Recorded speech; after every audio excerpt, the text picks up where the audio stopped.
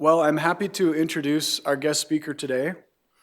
Brittan Lyon is an esthetician and the founder of Rural Beauty Spa here in Ephraim. She started out doing spray tans in 2014 and went to aesthetic school in 2016. She has continued her education with multiple certifications in spray tanning, microblading, and waxing. Guys, if you don't know what that means, it's okay, hang in there. I didn't either. You're gonna learn. Brittan formulated her own brand of self-tanning products called Bee Lion Cosmetics, which you can see some of here, which is awesome. And then in 2021, opened the Rural Beauty Spa in Ephraim, where she now leads an amazing rural babe team. She's a married mama who is truly making her dreams come true. So please welcome Brittan Lyon. I'm Brittan Lyon. Thank you, Russ, for inviting me. I wasn't so sure about this, but I'm feeling pretty okay. And I'm just here to tell you guys my story. So I was going to start where all of you kind of are at right now, my journey from college on. But I think I'm going to start a little sooner. I grew up in Manti, Utah. I don't know if anyone knows, but it's 10 minutes south from here. I have three sisters. Is that good? Okay. I have three sisters and one brother. Everyone told me if I have another child, it will probably be a boy. Um, we had a good family until my mom or my dad had an affair, which led to a bunch of other issues. So that was my sophomore year. They finally decided to separate my senior year. The decision of that was kind of, I don't know, it was a tough decision. They told us on Christmas Day that this would probably be our last Christmas together. So it was kind of like a sad Christmas. It wasn't a happy Christmas. Just a month later, my mom actually moved out. She took everything from the house. She moved to St. George, which is 3 hours further. She took everything out of the house, like our kitchen table, our fridge, our microwave, our couches, our beds. We were left with nothing. I stayed with my dad because I stayed with my dad in that house because she was going, how do I fix that? Like just keep touching it I should have turned that off. I don't know what to do. So yeah, we, sorry. So when she moved out, I stayed with my dad. He worked 5 days a week driving truck. So I was just on my own. I had my grandma help me when I needed her to eat at her house, the little things. And I had one aunt nearby. And it was okay. And then the next month, my grandpa passed away. Very unexpectedly, it was my mom's dad, and he was creating a pond for us grandkids to come play and fish and everything, and the tractor tipped over the edge, and it pinned him under the tractor, and he drowned. So that was a really unexpected thing that we had to get through, and it just sent my mom further down into a depression. So I basically didn't have my mom at that time. And then, yeah, it was pretty rough. And then I decided to do softball that year. Tryouts came in February, February, and I made the softball team. It was my fourth year in a row. And we took state that year, actually.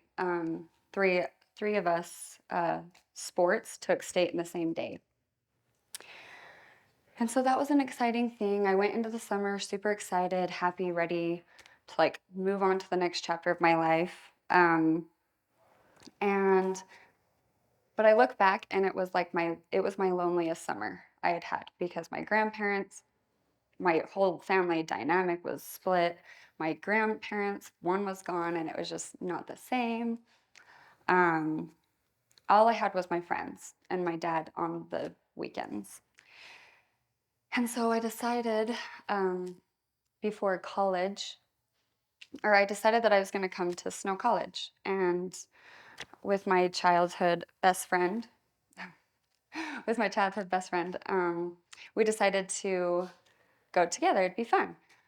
And then my dad told me that our home of 16 years, our family home, was being foreclosed on, and he's like, I can't pay child support to your mom, and I can't pay the house payment. So that was just it.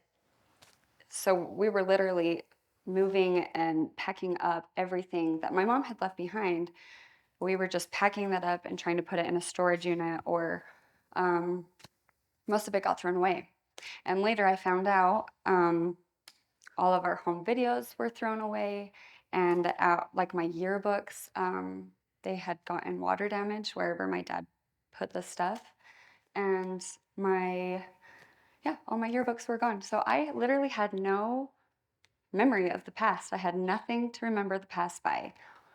And for a while, it took me 6 years or more to get over the loss of that. And because I hung on to like what our family used to be, and then it was gone. I didn't have anything.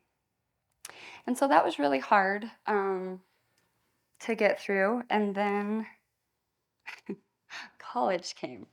And like he was saying today, I don't know. College is hard. College is so difficult with all of your deadlines and everything that you need to be getting done. You have a million different assignments from each class. It was so hard, and it was not my favorite. Um, I actually, when I took my first semester, I took the lowest math class I could have gotten into. That was the only one I could get into, and I failed that class. I couldn't even get past the math class, and I just felt defeated after that. I couldn't even, I just didn't know what to do from there. And so the next semester, I thought, okay, I'll just start fresh from here. I was dating this guy, and he was pretty nice. So I thought, this next semester will be good. And then I take human anatomy. And I don't know if you guys probably don't go to human anatomy because you're in business. I was wanting to go to be a radiologist and an ultrasound tech. So getting there, I was just doing my prereqs. And I took human anatomy, and by Dr. Gardner. He's, I believe, now retired. He, his class, if you took it, he said to not take any hard class with it because it is strictly just, it's all of that. And it's so hard.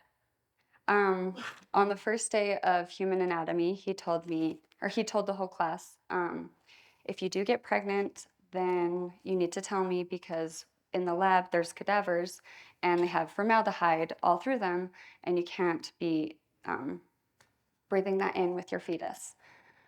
Well, a few months later, I found out I was pregnant. It was like, are you kidding me? I can't handle this. I'm not married. I actually had two aunts who came to me and was like, um, be safe in college. Don't do this with boys. Don't do that. And then I found out I was pregnant. So I'm terrified to tell all of my aunts and uncles, terrified to tell my parents. Um, so that actually one of the first people I told was Dr. Gardner, my anatomy teacher, professor. And he was so sweet, very understanding, very happy. Um, and he said, yes, you'll definitely have to drop out of the lab. So that day, I went and met during our, like right before our class, which was lunchtime. We actually walked down to the auditorium together, and we sat down, he started the class, and he had a little sack lunch, and he brought it over to me and said, I know that you missed lunch today. Here's my lunch for you. And that just made me like, so there's good in the world. There's good people. This is an okay thing. It's okay that you're pregnant and going to school, and this was not your plan, but it's okay. So, um, I dropped out of the labs for that class, and without the labs, you can't see like the models of the inside of the body. You can't play around on the cadavers to see how like what organs lay where, what connects here to there. And so I ended up failing that class too. Um, so here I am, two failed classes and pregnant and no. And then after I failed that class, I had gone to go get a ultrasound, and he gave me a shot right here, and I was like, why am I thought that nurses give shots and everything, and so I switched my major because I didn't want to be administering shots and I didn't want to be getting shots. So I just switched my major. Um, I enrolled in a public speaking course, and oh, that was the worst class I had ever taken. I literally would have to read off of my cards the entire time. I didn't make eye contact with anybody. She actually gave me special treatment because I was so scared. So to be standing up here with you guys, this is like taking me back. And there was only like 8 people there. So that was just never say never because you might be here again. Um, so yeah, I switched my majors after that. And shortly after, so that summer came, and I I didn't go back to school that next fall because I was having my baby in December. Um, but I do remember that year we were looking for a house. My fiance and I were looking for a house, and my childhood home actually was up for auction. And I was so excited. I was like, we're getting this house. We're gonna auction it. We're gonna get it. Like we have to bid whatever it takes to get into that house. Well, then I overheard his dad saying something like, that house wasn't built right. That house wasn't, okay. It's not a very good home. So we actually didn't get that house. And I remember I still had a key to the house, and I would get in the back door and I would just walk through the house. And I'm pregnant, so you have emotions and all of the hormones. And I would just bawl walking through the basement and the home and just seeing where this was and seeing where that was. And so it was kind of not a very fun experience. But then we had a house and we finally found a home, and it was fine. It was great. We were raising our baby. Um, he kind of had issues with me working, so he didn't want me to work. He didn't want me to leave our daughter, with somebody else. Sorry, I forgot to say my daughter was born December 2nd, Navy. Um, and he didn't want me to leave. He didn't want me to go work. He didn't want me to do anything unless he was home watching her. Um, and he worked on the oil rig, so he was working 2 weeks on, 2 weeks off. So, what kind of job can you get at that point, working only 2 weeks? So, I that's when I kind of found that's when I found spray tans. Um, I got certified when my daughter was 2 months old. That was something that I could do in the basement, while she was home, while he was here, and it actually worked out. It was great. It was, yeah. Um, that's when I started building my clientele. And then I think a year went by and we separated. I just couldn't do it anymore. I couldn't be tied down anymore. I had to go. So my daughter was 1 and I left with her. We moved into my grandparents' house, my grandma that lives in Manti. And we lived there for about a year and a half, and I started dating somebody in that time. Um, and it was super fun. It was so exciting. He liked my daughter. It was fun. It was a good thing. His family was great, everything. And then, so we decided, I started working at the school, the elementary school. And further into the school year, I couldn't decide if I wanted to further my education in the beauty industry or if I wanted to go into teaching. And I was working in a salon doing my spray tans at that point and um, working in the school. And I decided that I was still trying to decide by the time we got married. We got married in April of 16. And then I guess I can start doing my PowerPoint. So, okay, okay. We got married. We moved up north and decided my husband was going to plumbing school, and my husband's father called me and he's like, "Hey, there's an aesthetics program. Do you want me to enroll you in it? It started last night, but let's do it." And so I moved up to Ogden and I went to aesthetics school. Um, I was the first to finish in my class. Oh, yeah.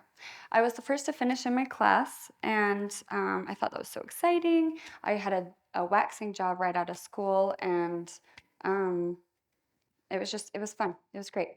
I loved it. And then I got pregnant with my second child, and there's no way you can pay daycare up there. So we decided to move back home. We renovated this home here, and it was my husband's uncle's home. We renovated it, and then we decided to make a little aesthetics room out of one of the rooms. So I did aesthetics in the home for about 2 years after that, and then COVID hit, and everybody was pivoting and changing up their lives and trying to figure out what to do with their career and everything. So I decided to have at-home facial kits. So this is a picture of it, and then I ended up revamping it later on. I kind of just ran with it, and it did super good during 2020. Um, and so then, yeah, I went from the facial care kits, um, and then I went on to the spray tan or the self tanning stuff at home. And then once I got that, I was pregnant with my third, and I did a spray tan training while I was pregnant, just a month before I had her. And I think after COVID, everybody was just ready to get going and do what they wanted to do. And I was sick of sitting around and not being able to do anything. Um, no one would sign on a lease with me. No one would sign on a loan with me. No one would sign for a building. So I took matter into my own hands, and I was doing spray tans over um, I was doing spray tans over in Ephraim, and I saw this building for lease, and I signed on it. I just called him up and I said, "Let's take a look at this." It was an old um, medical equipment place, but I wanted to say over the 9 years that I've had this, the names changed a million times. They were never solidified. But then once I finally figured out what I wanted to do with it, it stayed with Rural Beauty Spa.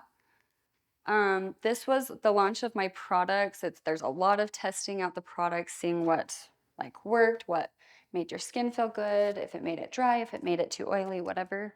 Um, it's it was kind of hard trying to figure out how to get your products formulated and getting them back to you, testing that, saying, okay, no, I want this tweaked. So then you'd send it back. It probably took about 4 months to kind of get the formula right where I wanted it to be. And then we had our launch day. I I was 7 months pregnant. While doing appointments that day, I posted it in the morning. We had, by the end of the day, I had 72 orders placed that day. It was super exciting. It was fun. And then from then on, I wanted to always have a storefront to sell my products. And I hated only having to, if I was home, then they could come get the products. So that's kind of what stemmed that whole idea. So fast forward to, oh, then I had my baby, took off 5 days. So she was 5 days old, and I signed the lease on this place. Um, I went and got the keys, and what was it like signing a lease? I felt like I was gonna throw up. We were at the bank doing the notary signing and everything, and I was like, I can't do this. He's like, it's okay. Just much like today, I feel like, yeah. It was so scary. And he's like, you know what? I felt like that when I built the place, everything, you just kind of you just have to get over it. You know that you want to do this, you know that this is the right step. So, you know, so yeah, it was really hard. So then the renovations took place. We had a newborn. We were renovating with a newborn. I remember I'd just sit and feed her and I'd be painting, or I'd sit down, feed her, and then I'd put her in her car seat and hurry and paint some walls. Then feed her 2 hours later and do the same thing. So as you can see, we had a lot of help. My parents, his parents, siblings, great grandparents. There was a lot. Best friends, all of that kind of stuff. Just lots of all of the renovations. We literally had to paint, we had to take off paint or tape on the floor and um, paint the floors, do new baseboards, paint the walls, put up everything. So it was a lot. It was a lot of vision board making too. Um, but it slowly came together in the 2 months, and all the little kids always were helping. It was great. Um, and there was a lot of meltdowns, lots of those, and tears leading up to our grand opening, which was August 7th, 2021. We started out with a pretty good sized team. Everybody was so excited. And then this was our grand opening day. People everywhere. So then our first year, I was so excited, which now um, looking back, the numbers are like, this is gross, but then, and you guys probably know how to look at this. I don't. I never took a business class. So this stuff, I'm like, what does this mean? But there's gross and then there's take home. Obviously, that's not take home, but I was so excited because we hit 27,000 in our first 4 months of business.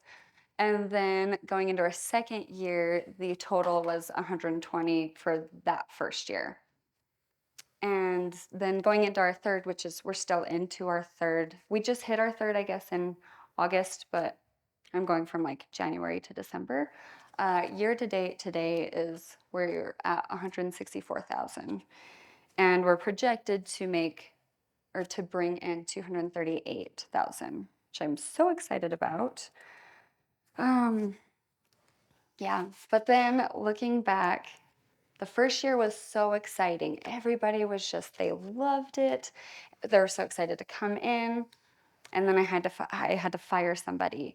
And then it just kind of snowballed from there. We'd have employees that were great, but then they were moving away. And so uh, we ended up having people who were just here and they or they were at the spa doing great, building up their clientele, and then they were gone. And same with everybody. We just had so many people that were moving away or everything. So year two was really hard, and that's when the hard stuff hit. And honestly, I didn't love it. And we're going into our third year, and I still don't love it. So I'm watching old videos and old Instagrams, trying to figure out, like, I'm trying to remember why I wanted this and remember what made me want to do the spa in the first place. I was so excited for it to be the first spa in Sanpete, and now I couldn't care less. I'm okay with just being at home. But so yeah, I'm just trying to find my why again, and I think you do go through ups and downs in your business. I think that I don't know. There's just a lot that you learn, and you can always I feel like you can fail and you can get up and do something else. You don't, I feel stuck. For 5 years, I signed a lease. So I feel stuck in this lease for 5 years. I think my life is over for the next 3 more years, 2 more years. And then, yeah, and then I think now we've got a bigger group of girls and they're doing better. Um, the things I have loved is that you can pay people for their talents. So like this business, I can pay an accountant for the things that they know. There's I can pay I could probably hire somebody to do the management and kind of take a step away. And I'm trying to work towards that also. Um, so yeah, you don't have to know everything going into it. I didn't know anything going into it, but you learn along the way. So there's what I wish I knew then that I know now. I wish I paid better attention in my accounting class. I just kind of cheated off of the person in front of me. Don't do that. Don't do that. Because then it just hurts you. It doesn't, I couldn't add numbers to save my life. So pay attention into those things. Math actually matters. I didn't think math mattered at all. I didn't care to know what math was. Hence the reason why I failed that class. And I actually took it again and I failed it twice. So, but math does matter. Um, I wish I had the knowledge that I would need to know about the legalities of running a business, the licenses that you need to have, and the insurances that you need in order to have a successful running business. Those things I didn't know going in, and those would have helped me. We had the cops called on us a few times because I didn't know I didn't know I had to have a license for having a CBD product, or I didn't know that I had to have, I couldn't serve some things at one of our events. So things like this, it's good to know. It's good to do your research. And then don't worry about what others think. I was so nervous to go back and finish school. I thought I was the old mom in school. And looking back, it doesn't matter. Age is not a thing. You can always go back to school. When you're going into business, you need to be the boss and not their friend. You cannot continue friends with your employees because it makes it easier for them to walk all over you. I want to be everybody's friend and I don't want to be their boss, but that's kind of how it goes. And then I'm going to skip over that one and do what makes you happy. If it doesn't make you happy, you can always move on to the next thing. Lastly, the thing I wish I knew the most was your employees will have a quick turnover rate. I have had so many employees in the 2 going on 3 years that it's still the hardest thing is dealing with employees. So I don't know, I'm still learning that. I'm still figuring that out, but I think you just have to know that, and it's okay if someone leaves. Don't get too attached to somebody. When they move, it's okay. There will always be more people coming in. And that is it. We are doing a giveaway for anyone who signs up. There is services for male and female. So if you guys want to come up and sign the giveaway, we'll have you all entered. Just your guys' class, we'll have you all entered into a giveaway, and you'll have $65 in shop credit, store credit. We do tattoos, piercings, spray tanning, massage, pedicures, spray tans. I don't know what I've said now. Pedicures, I don't know. We do it all. So if you guys would like to come up and sign it, and yeah. Thank you guys for listening. Before we do that, Oh, yeah, sorry.